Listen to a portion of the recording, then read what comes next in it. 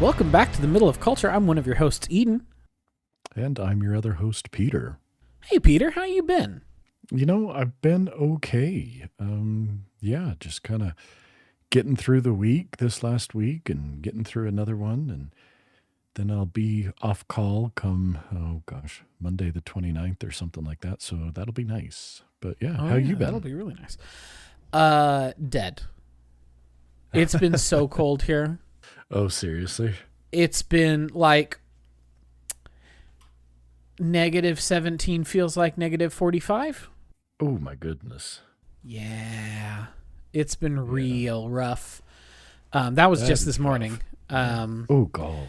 Yeah, it was to such a degree the last few days, like, real feel of like -30, -40, that there was a day earlier this week where I went outside. I was letting the dogs out. It was like noon or whatever.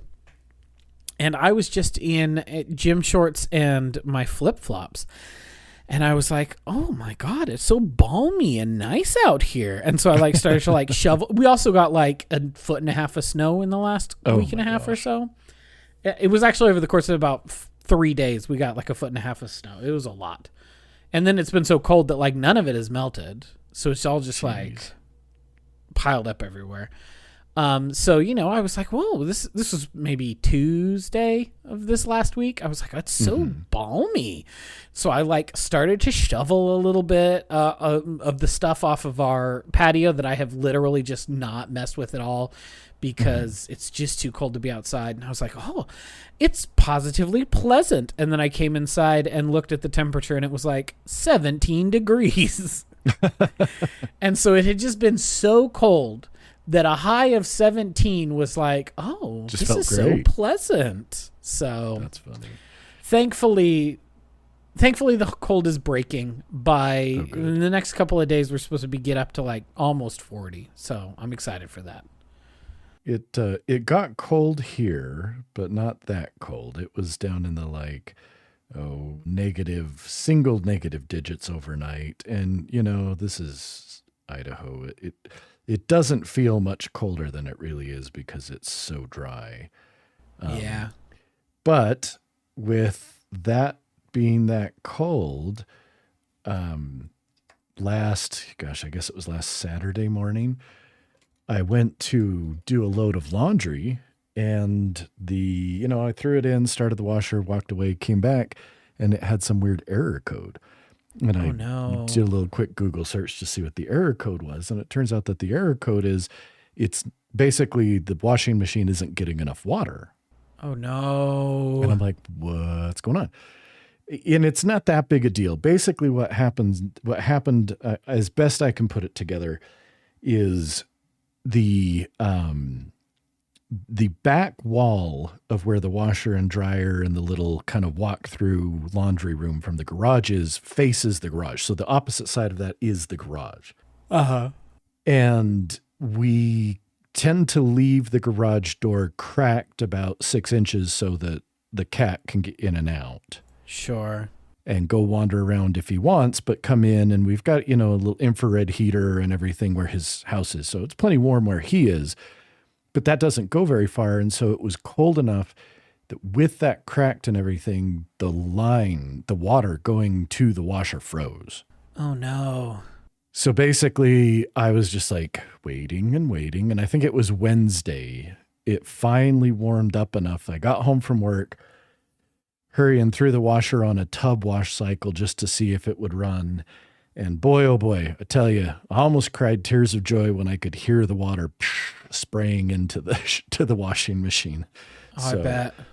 Everything's better in the world. And I think the other thing that happened, because it's gotten cold before, and that hasn't happened. Again, I think it was a combination of having the door cracked. It was pretty windy, so wind was blowing in, and it was really cold in the garage.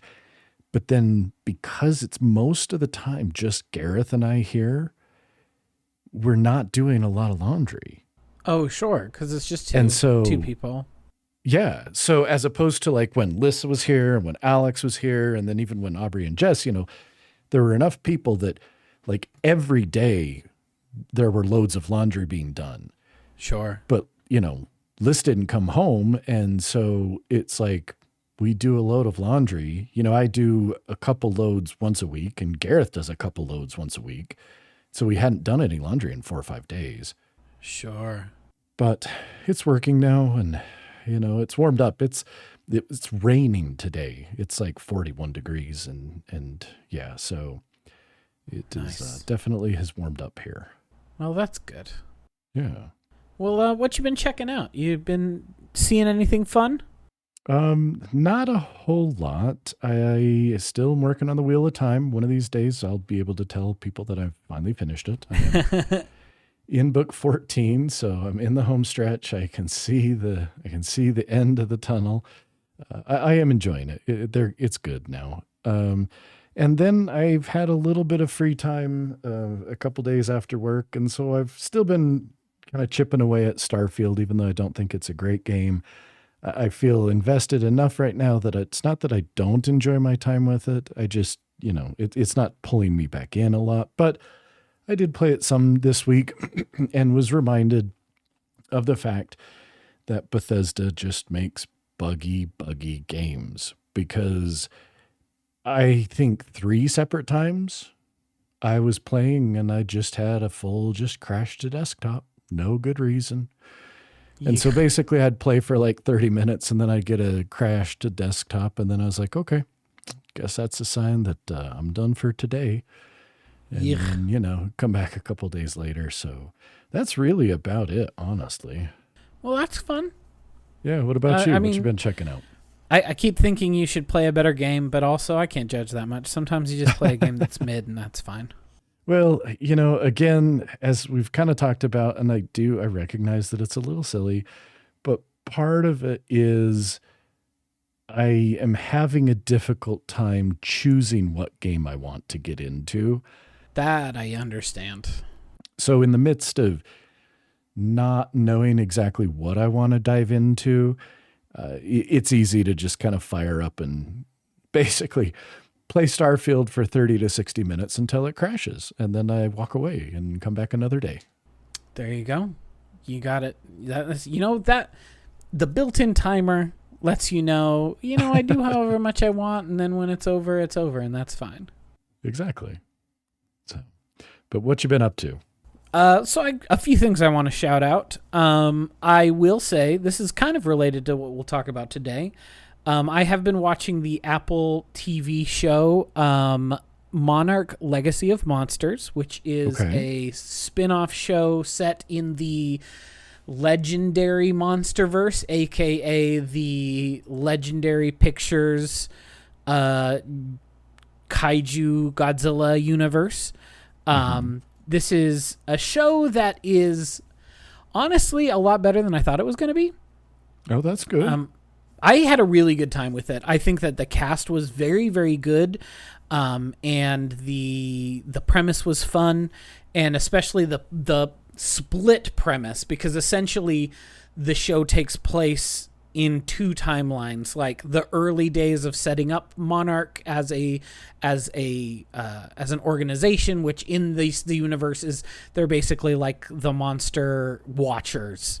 Is this group called Monarch, and then the not present day because it's set in 2015, but like the latter day timeline set like immediately following, like the year following that first 2014 Godzilla movie.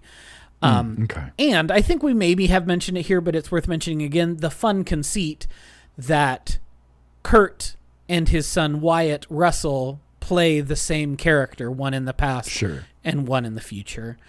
And so, that is a fun conceit, number one.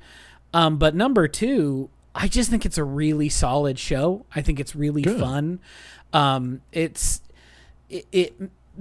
it's a TV show, obviously they don't have the budget for the monsters to be the main attraction. The monsters can only be a fun thing you see sometimes. So they had to really dig in and make things count when it came to the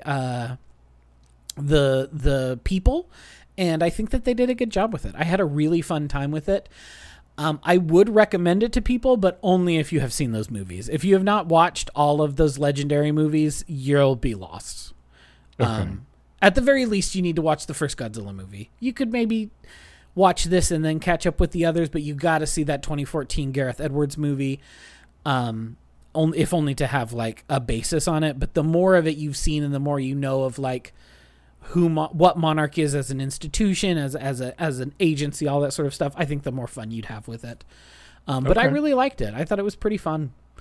Well, that's good to hear, just because it's something that I have been wanting to watch, but I've been a little hesitant because, you know, I hear what I would say almost like rumors of mixed reviews. The few podcasts and things that I have listened to where people have actually watched it, everybody seems to enjoy it, but they always make comments about something to the effect of, you know, I enjoyed it. It's not perfect, but, you know, and the main thing is I hear a lot of, but I don't know why people don't seem to like it. So it's good to hear that you enjoyed it, because it's on the list of things that I want to check out, in part just because I pay for Apple TV Plus. So I'm like, well, I should watch stuff on there that's decent. Yeah, no, I really liked it. I had a really fun time with it. The cast was very good.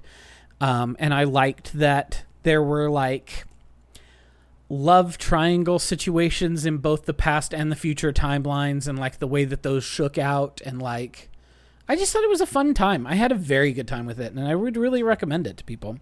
Excellent. The other show that I watched, I would also recommend more highly than I would have expected at the start, and that is Cassie and I watched this last week the entirety of the new Marvel show Echo. Oh, okay. And it was pretty dang good, all told. Like, nice. you could tell it was a situation where, like, this is not a big budget thing. You could also tell that this was maybe originally planned to be 8 episodes and they cut it down to 5 in the edit. Like, you can tell that. Like, there's some stuff that gets a little rushed and a little papered over that I wish they'd maybe let breathe a little bit more. Sure. But fundamentally, I had a really fun time with it. I thought it was a really game cast, like a very, very good cast of just about every famous Native American actor you can think of.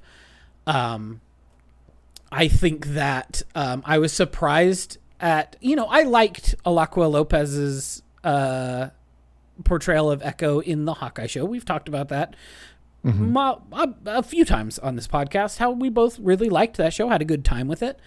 And I thought that Alakwa Cox, or Maya Lopez is the character's name. I thought Alakwa Cox was a very good actor, and I was excited to see what they were going to do with her. And I think that she really carries that show. And I think that that's just a delightful thing because, like, she'd literally never been in anything until Hawkeye. Right. Yeah. She was literally working in an Amazon shipping warehouse, and her friends were like, hey, they want a deaf Native American actor to be in a show. And she was like, I'm not an actor. And then her friends like browbeat her into trying out for it. And now she's got a damn TV show she is the lead of, which I think is delightful.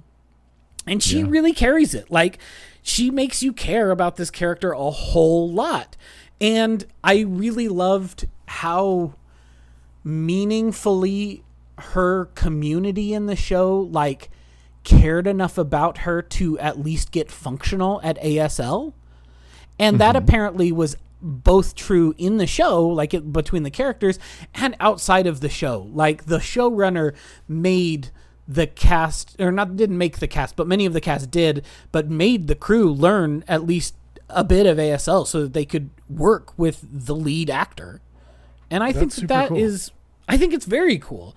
And, you know, it was really fun. If you've got 4 hours, because I think it was maybe a little under 4 hours all told for 5 episodes, it's worth watching. I had a really good time with it. Vincent D'Onofrio's back, and he's always chewing scenery as Wilson Fisk. He's great. Perfect. And I think it sets up some interesting things for where his character might go in the upcoming Daredevil show. And I just thought it was it was better, much better than I thought it was going to be. I thought it was really good, and it made me think, okay, you've got this new imprint Marvel spotlight, and I'm kind of excited to see what you do with it. Good. That's also good to hear because, Gareth and I were talking about this. We still haven't watched Loki season 2. I know that What If season 2 is out. I knew the Echo had dropped. And to just be really honest with you, Secret Invasion was such a steaming pile of shit that I have been completely turned off from anything Marvel related. And I want something to kind of help get me over that. But really, I was so angry with what a hack job they did with Secret Invasion that it really, it's pushed me away from Marvel for right now. And I want something to enjoy so that I can kind of get back into it. I mean, this might be a good avenue for that. I watched it and then convinced Cassie to watch it with me. And she was like, I don't know. And I was like, you've seen most of these actors in Reservation Dogs, which is a show that you like a lot. So let's give one ep a try. And then, we watched the whole thing over the course of a couple of days. Because she was like, oh, we're watching another episode, right? We're watching another episode. And, cool. It might be the thing that helps you get over that hump and interested in Marvel stuff again. Even if it is just, this doesn't feel like a Marvel show. It feels tangential to it in a lot of ways because it's street level characters, a very loose tie-in to Daredevil and Hawkeye, but it's very loosey-goosey. And I just had a good time with it. Good. That's awesome. And then the last thing I will mention is, I think I mentioned it last time, but I have continued forward and read all 5 volumes of I'm in Love with the Villainess, and it was a delight. Nice. I literally spent all day, anytime I was not in meetings yesterday, I was just reading that book. I read the entirety of volume 5 yesterday. Nice. Very good. It got so fucking batshit, dude. Like, I mean, you're not going to read this, and I doubt any of our listeners are going to read this. So let me walk you down. Let me walk you down a few of the paths that volume 5 of this series took me down. I've explained before, it's this isekai story.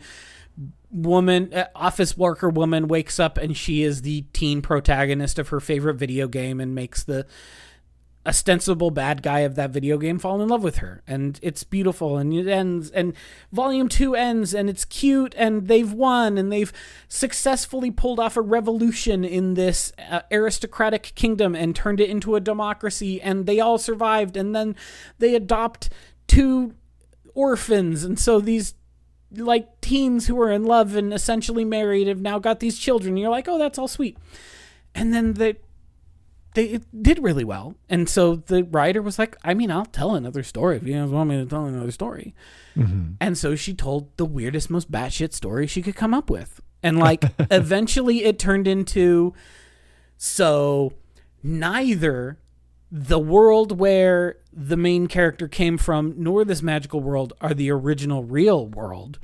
Because in the original real world, in the late 21st century, humanity had lost the battle against climate change. And so these 2 researchers figured out how to digitize all of humanity's souls, have an AI terraform the planet, and then create a new society, like create bodies in which to implant some souls and then let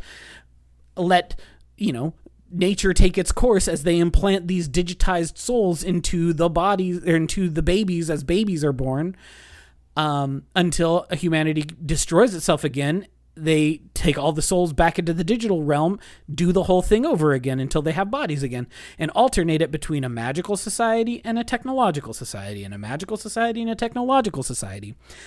And the Demon Queen, who you find out is the main character, but from the real world, has been doing this for literally millions of years until she's lost love with her one true love, who was the other scientist who helped create this cycle of rebirth, which is obviously the love interest villainess, Claire. but she's fallen out of love with her because she keeps reincarnating in these timelines to be with her, and she has perfect knowledge of everything that has happened before over the course of millions of years, whereas her love interest doesn't. And guess what? You have an epistemological break if you've got millions of years of memories in your head. So she's decided to destroy the whole world. And so the AI creates a digital version of her and embodies her, which is the protagonist of the book series. And like, it got really weird. It got real weird. And I had a delightful time with it. Nice. And it was very cool. I was really happy with it. It was one of those things like, I finished book 5 and then I immediately went to the author's coffee page and tossed her $10 because I was like, I know I already bought these books, so you're getting like a little something from me buying these books. But I've had a hell of a time reading the manga and reading these novels over the past few weeks, and you deserve, $10 for that or whatever. There you go. It was a delight. And I've got a new series that's coming that has a ridiculous name. Let me pull it up. And we'll see if it's good or not. The first volume is on its way. It'll be here in a couple of days. It's called The Magical Revolution of the Reincarnated Princess and the Genius Young Lady. What a terrible title. That's fantastic. I love it. They've really gone in on having just ridiculous long names for a lot of this stuff in Japanese. And so we'll see how this one is. I'm excited about it. It comes highly recommended. And maybe I'll be able to tell you about that in the next episode. Excellent. But for the rest of this episode, it's time for us to pivot. And dear listeners, you know from listening to the past couple of episodes exactly what we'll be doing here. And what we're doing is talking about the seminal 1954 film, Godzilla. Yes, the original Godzilla. So, Peter, had you ever seen this before? I don't know. I want to say yes, because I do have a memory of one of the final scenes of the movie. Uh-huh. But if I had seen it at some point, it was either not all at once or it was in passing or something to the point that I didn't remember much. I just remembered that scene near the end. Okay. I am curious if you had seen the Japanese version or if you had maybe seen the 1956 film Godzilla King of the Monsters, which for all intents and purposes hits the same plot beats as the 54 movie, but is dubbed and has a bunch of new footage with Raymond Burr, Perry Mason, as an American reporter who is in Tokyo as all these things are happening. So he becomes kind of the POV character for you as the American viewer. And it's, again, the basic plot beats are all the same, but the vibe is incredibly different in the American version, Godzilla King of the Monsters. And I think I still really like it. I think it's a very cool, fun movie, especially to see how seamlessly they, especially for being in the 50s, they seamlessly edit in this entire story about Raymond Burr's character as if he were there when it was all being filmed.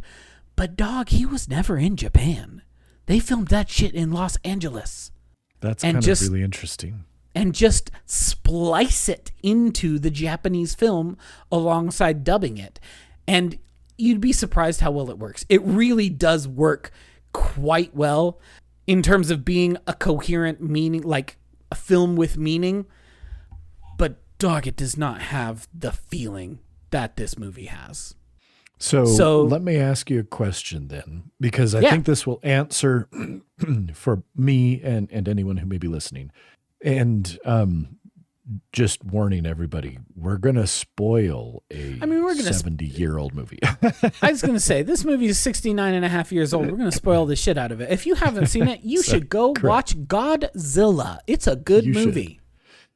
So the scene and the thing that all of a sudden triggered this memory was the oxygen destroyer as Godzilla is sinking to the ocean, and then you get that transition to his skeleton. Yeah. So is that in the Raymond Burr? It is, 1956? yeah. That scene is largely likely, untouched. Then most likely that is what I saw at some point on PBS growing up as a kid. I mean, that's the film that I had on VHS when I was a kid. That Mom got me from the Avon catalog was the Raymond Burr version. So maybe you saw it while I was watching it, or maybe you saw it on PBS, but that's more likely than not what you would have seen if you'd have seen it back then. Yeah. So that's my guess, is that that's probably what I have seen, as long as that scene is the same, because that was the scene that I was like, okay, I know I have seen this. It absolutely is. So then my question is, how did you find this movie? What did you think about it as you watched it? We can kind of go over basic ideas, how we felt about it, especially, it was a month ago that we went and saw -1, which in a lot of ways, especially now that I'm sure as you've seen this one, -1 is explicitly doing a lot of echoes to this exact film. Oh, yeah. So how did you find this as you watched it? What did you think about it? So, and I don't think I would say that this surprised me. Sure. But I have a memory of some of the later Godzilla movies, especially once they've been dubbed, being super goofy. Oh, yeah. There's some shit, especially in the late Showa era, like where Godzilla curls into a ball and uses his atomic breath to fly through the sky, or like coasts on his tail so that he can double foot kick a bad guy that Jet Jaguar, the huge android, is holding. So like it gets extremely goofy even by the early mid Showa era. That's not this movie. This movie is not goofy at all. And that was one of the things that really struck me, is again having these kind of, short little memories tucked in the back of my head that, oh, hey, those old Godzilla movies are super goofy and silly. And I don't think that I expected this to be going in, but to the degree to which this movie is not goofy and silly and is to me, it came across as it is a very serious movie. It is a drama. It is a straight up drama movie that the principal source of drama is this massive monster. And it takes itself very seriously, and it treats the characters and the story with the gravity that befits a serious drama movie. Absolutely. And so I was very impressed at that. And it kind of reframed a little bit my thinking of Godzilla, because again, as we've talked about, I haven't seen very many Godzilla movies, but have been tangentially aware of Godzilla for many, many years, obviously. Mm-hmm. And so kind of having this idea that had not fully formed in my head, but formed as I was watching this movie, that I think somewhere in there, I thought that the 2014, the legendary monster movies was kind of let's take Godzilla and let's make it more serious, and understanding that, no, guys, they already did that. They took Godzilla and they made a serious movie back at the very beginning. The very first time they made a Godzilla movie was an important reframing of the character and the series as a whole to some degree. And then bookending that experience again with Godzilla, and then Godzilla -1 a month or so ago. And as you mentioned, it really, to me, honestly, it made Godzilla -1 a better movie. A movie that I enjoyed even more, because I was able to look at it and go, okay, The Force Awakens was a fun Star Wars movie in lots of ways because of the way it recalled A New Hope. Mm-hmm. But it wasn't a good movie. No. But but there was at least that. And then Godzilla Minus One was kind of, again, like a sort of, them kind of going, hey, hold my beer. Let me show you how it's done. And making a movie with a lot of callbacks that is obviously an homage to the original Godzilla movie in a lot of ways, and sort of some of the themes and the tone and that sort of thing, but still feels like it stands on its own while being entirely respectful. And because of how respectful it felt to me, almost really kind of showing a degree of gratitude to the work that was done 69 and a half years ago. Absolutely. I think, I've seen this movie multiple times, but I probably haven't seen it in a decade. I have sat down and watched, I have the big Criterion box set of all of the Showa era films, which, again, if anyone is interested in Godzilla and wants to spend the best $150 you could spend if you are interested in these movies at all, is to get that Criterion collection, because it is this gorgeous box, this gorgeous big, like, coffee table sized book that has gorgeous bespoke art for each of the 15 Showa era films, and has, like a short essay on each one of the films. And then it's a Criterion collection thing. So it's filled with as many special features as they could possibly, jam into these things. And, I have gone through most of that box set. I have not watched all of it yet. Destroy All Monsters is not a very good movie, so I haven't gotten back around to watching that one again yet. But I also hadn't gotten around to watching this original Godzilla film probably in a decade or so. So rewatching it last night, like you said, just really reframed a lot of the ways that I was thinking about Minus One, and where I was like, oh man, it really did take things serious in a way. Like you said, I having seen all of them, I know that they can take this serious turn more often than not. Sure. Return of Godzilla in 1984 is a more serious film. Godzilla 2000, a more serious film. Godzilla, Mothra, King Ghidorah, Giant Monsters All Out Attack, despite having the stupidest fucking name, is one of the most serious and like meaningful and pensive of these Godzilla movies. So I know they can do it. But like, I had forgotten how well they fucking did it out the gate the first time. This is, like you said, a drama that has tinges of horror and thriller, and like, we talked about how in Minus One, when he comes up and the people are staring at him in horror at the devastation he's causing, how you're like, I had to just look at it gobsmacked too. This movie does the same fucking thing. He comes aboard, he comes out of the water, and you are on the edge of your seat watching him destroy everything, watching him just like atomic breath a street full of people and watching them all collapse to the ground in flames. And you're like, damn, man, they just like hit it out the gate the first chance. Yeah. It's a really cool movie. And then they followed it up with a really bad one 6 months later. Which is wild to me, but we don't need to talk about that right now. So, I know that your son, Gareth, watched this with you. How did he seem to enjoy it? How did he feel about it? He definitely enjoyed it. And again, one of the reasons Inside Baseball here, folks, we're recording this a couple days late because Gareth specifically wanted to be able to watch it with me. Now, he absolutely was like, that's an old movie. Oh yeah. And you can tell that. I kind of said to him, I was like, yeah, you can tell this movie was made, in 1954. The pacing is very different than most movies tend to be these days, and that sort of thing.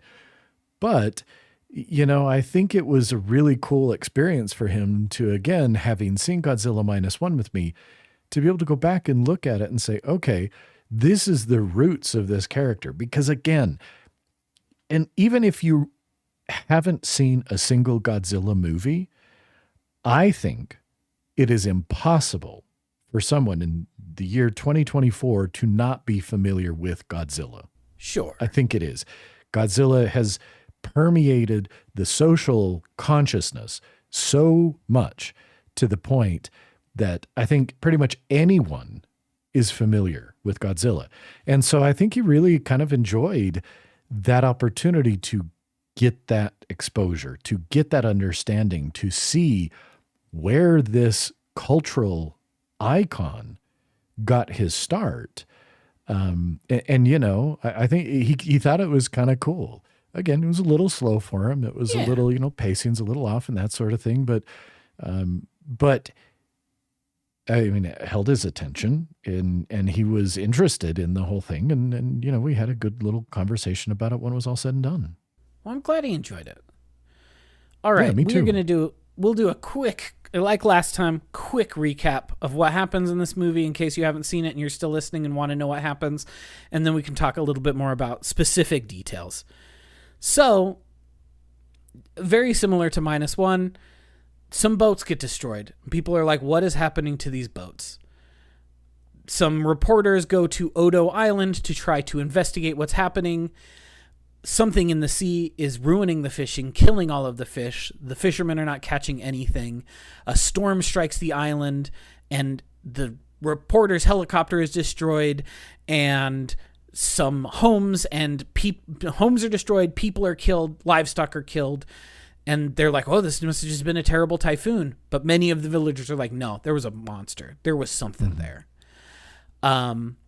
Eventually, those you know, people on Odo Island travel to Tokyo asking for disaster relief.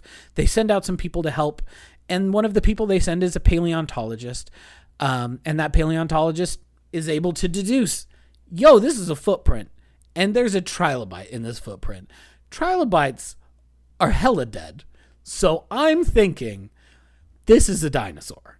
Yeah. And he's clearly radioactive because everything in this, and again, like we talked about with -1, the casualness with which they treat, oh, these Geiger counters sure are like dancing like there's no tomorrow, but I'm just I'm just in a jacket. On.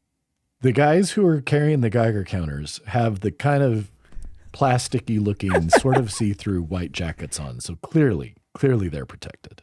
They don't have anything on the faces. And also, Professor Yamane is just picking up the trilobite with his bare hands. And they're like, yo, Doc, don't pick it up with your bare hands. And he's like, oh, yeah, let me put it in a box. Anyway, Godzilla appears. He's enormous. He's 50 meters tall. People are freaked out. He's killing ships at sea all the time. They send out some ships. At some point, aren't they like, I don't know. I remember at some point there was well over 20 ships have been destroyed. Yeah, because they like 17, 18 get killed. So they send out 10 frigates to try to kill the monster with depth charges. And he just destroys them all. Because he's Godzilla. He survived H-bomb testing, which Dr. Yamane keeps bringing up over and over. I don't know how you guys think depth charges are going to kill a thing that got awakened and powered by H-bombs. Mm-hmm. He comes to shore. He busts shit up. Like, just destroys things. Again, there's a scene that is very, reminiscent of -1, where he runs into a train, picks up the train in his mouth, and is shaking it back and forth. Not quite maybe as intensely as it happens in the newer movie, but happens anyway. Eventually, on the human side, we've got Dr. Yamane, who is the paleontologist. He has a daughter whose name is Emiko, who is in love with Ogata, who is one of the ship salvager dudes. He basically works for the shipping company whose ships were destroyed at the start of the film, and they want to get married.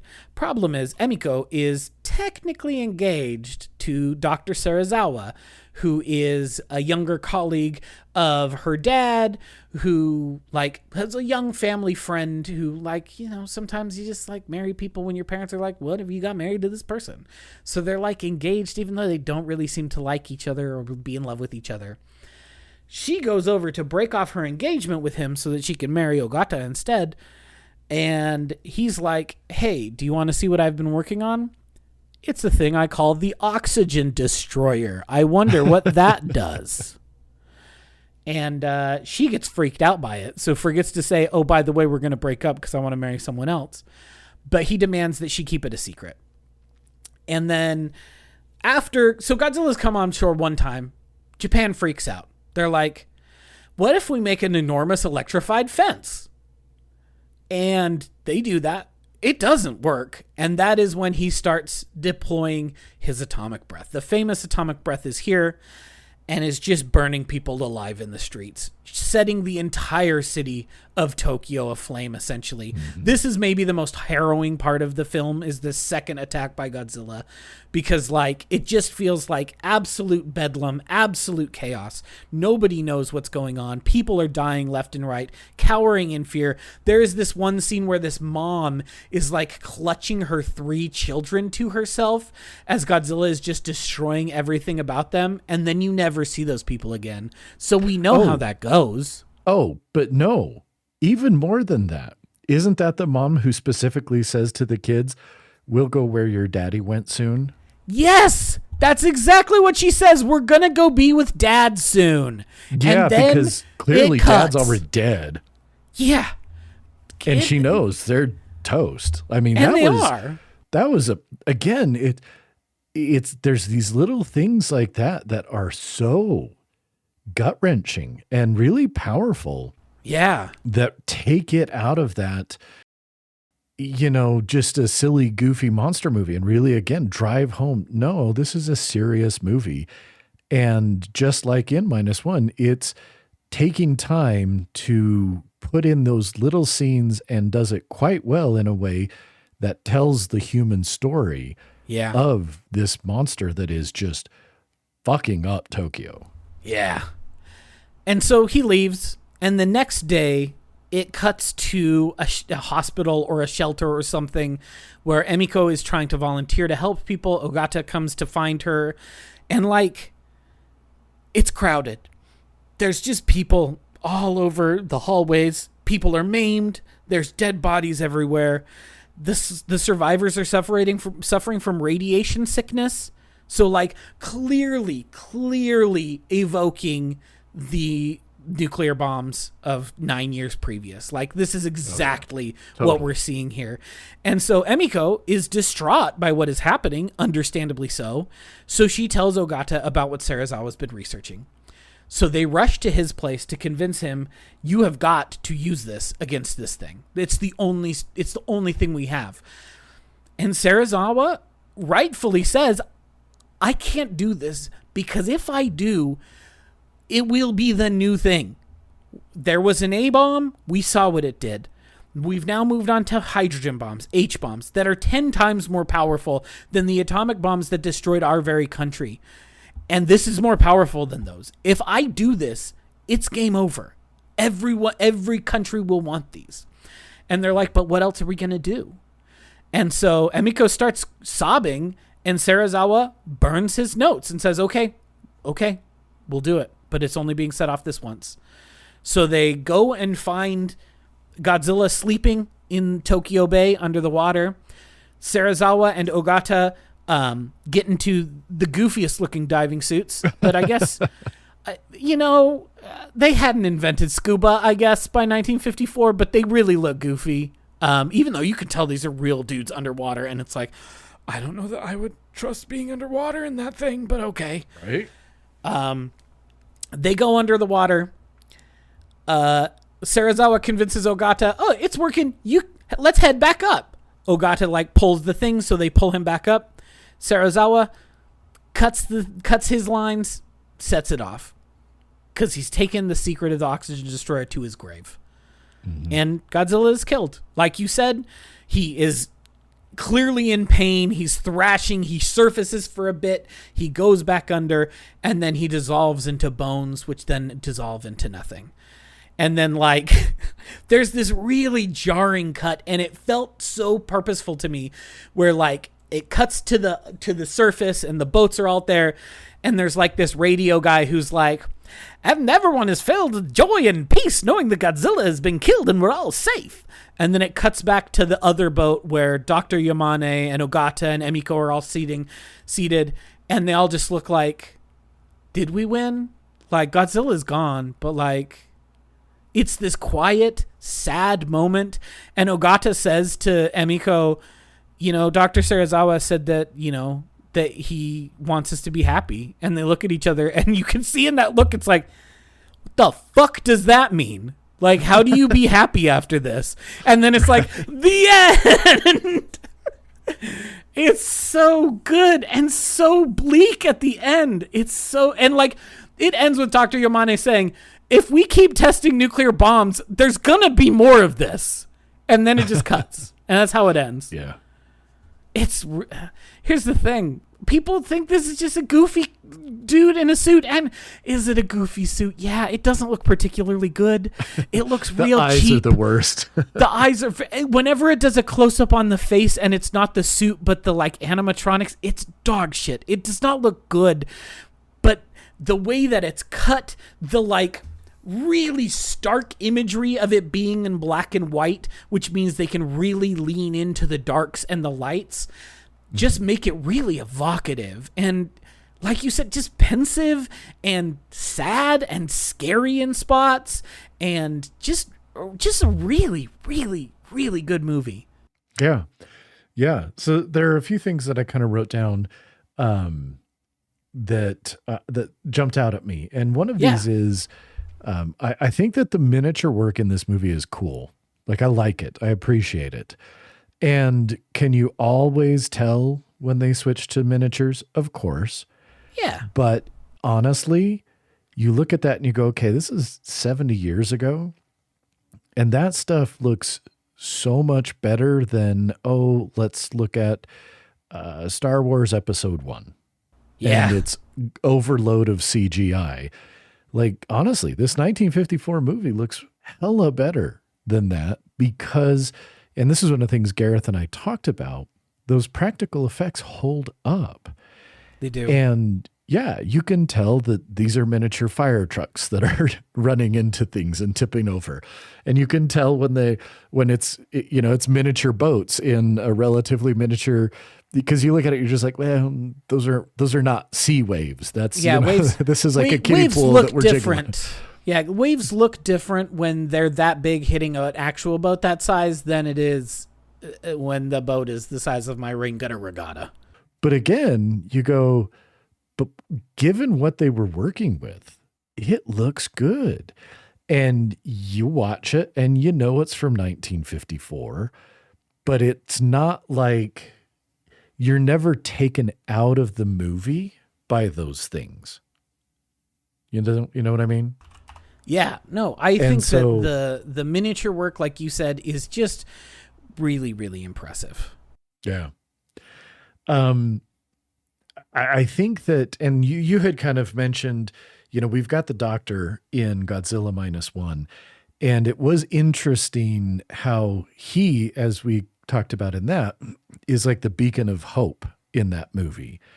And you've got Serizawa in this movie, who is like the brooding, mysterious, moody guy who lost an eye in the war. And, Ogata at some point makes a comment in passing about how, it was too bad he lost his eye.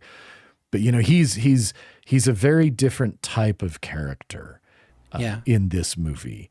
And I thought that the relationships between the characters were pretty solid. And, there's this one dude from Odo Island who kind of looks like teenager-ish, who just sort of gets adopted into Dr. Yamane's family and is like hanging out with him the rest of the movie, because you get the impression that Godzilla probably like stepped on the house where his family on Odo Island was. Yeah. I mean, his whole family is dead. Like, his house is one of the ones that is destroyed by the typhoon / Godzilla, and his whole family is dead. So he basically becomes the little brother sidekick to Ogata, the male lead of this film. Yeah. And again, they do such a good job of kind of giving us these relationships and making sure that we don't ever lose sight of the humanity of the story that is being told. Mm-hmm. And I think that that's impressive. I think that lesser movies, well, no, I don't think that. I know that lesser movies have failed to do that because it can be tough. If you get distracted by all the fire and the things that are getting destroyed. And guys, look, Godzilla's a dick. Like, he really, really is a dick. And he just goes after Tokyo. And it's one of these things where if we didn't have those little moments intercut, again, callback that you could see in -1, you've got the reporters in kind of the tower instead of on top of the building in this, and they're reporting, and Godzilla's coming at them. And, you know, the guy just straight up is like, this is it, you know, not going to make it. He's coming at us. And basically, I don't remember exactly what he says, but, you know, this kind of message that's like, I'm not going to survive this. I hope some of you do. And then Godzilla just, boom, takes out the tower. And it's really bleak. It really is. But it is, again, Godzilla goes on a rampage. And, okay, I'm going to compare this to another movie. You think about the final battle between Zod and Superman in Man of Steel. Uh-huh. And how much destruction there is.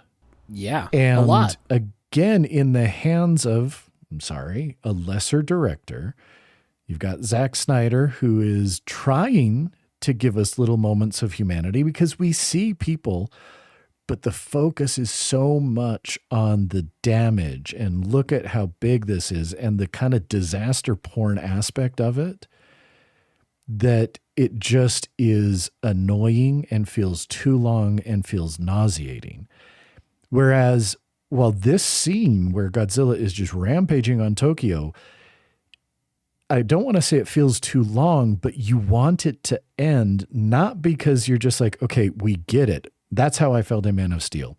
It was like, I get it. Just can you cut through this, please, and just get to the end because I'm tired of this. But in this, I want it to end because of the tension it's building, because of those little glimpses of the human cost of what is happening to this and how authentic they feel. You want it to be over because you want these people to stop suffering. Exactly. And I think that's an incredibly important difference between some disaster movies and what they managed to pull off here, you know? And that, I think, was probably one of the things that struck me most, was what a good job they did of that. Yeah, I totally agree with you. The thing that I think is most interesting about it, and what makes the metaphor so powerful here, and it is in some ways similar to what we saw in -1, but in some ways it just takes it in a different direction, because -1 was so much about the interiority of like survivor's guilt, and Godzilla was like an external, you know, example of the internal war going on inside of I can't think of his name now, the main character in -1. But in this one, like, he is a metaphor for nuclear weaponry that is exactly about the work of man. Like, why does he become the monster who comes and destroys everything? Because of the H-bomb testing, aka because of weaponry. So he is also a weapon. He is incomprehensible man-made tragedy. That's what Godzilla is here. And so taking it as a way of saying, this is what happened to our country 9 years ago. Here is how we are trying to process the like act and the grief of like having gone through this not that long ago, like within living memory of literally every single one of those actors. For sure. Every one of them was alive in 1945 when those bombs were dropped. So like, this is their lived history. This is their lived experience.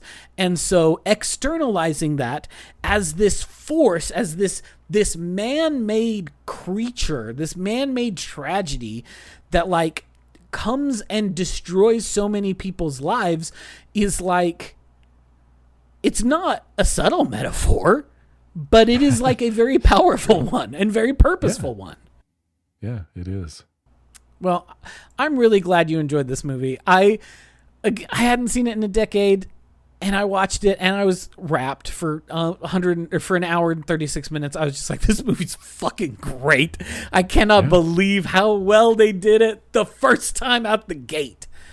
So I'm really glad that you enjoyed it, and you know, I'm glad that it sounds like Gareth enjoyed it, even if its old timey sensibilities might not hit as well as they do for old people like me. Because I just think it's really powerful, and like, I love that Godzilla can be this like meaningful, contemplative, sad, horror story. But I also love that sometimes he has a kid named Mania, and he teach a kid how to blow smoke rings. Like, he contains multitudes. It's true. It's true. All right. Well, I think we'll wrap it there. Thank you all for listening. It's always a pleasure to chat with my brother, and I hope that you all enjoy listening to the show. If you have any comments you'd like to share with us, you can always reach us at feedback@themiddleofculture.com. Or you can leave us a review or give us some stars on your podcast platform of choice. And we'll be back in a couple of weeks with another episode. And until then, have a great one. And I hope that a large monster does not come and destroy your city. Me too. That would be a bummer.